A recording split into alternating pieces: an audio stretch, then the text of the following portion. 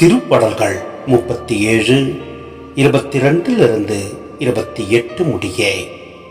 இறைவனின் ஆசி பெற்றோர் நிலத்தை உடைமையாக்கிக் கொள்வர். அவரால் சபிக்கப்பட்டோர் வேறறுக்கப்படுவர். தம் உவகை கொள்ளும் நடத்தையை கொண்ட மனிதரின் காலடிகளை ஆண்டவர் உறுதிப்படுத்துகின்றார். அவர்கள் விழுந்தாலும் விழுந்து கிடக்க மாட்டார்கள். ஆண்டவர் அவர்களை தம் கையால் தூக்கி நிறுத்துவார். இளைஞனாய் இருந்திருக்கின்றேன், இதோ முதியவன் ஆகிவிட்டேன்.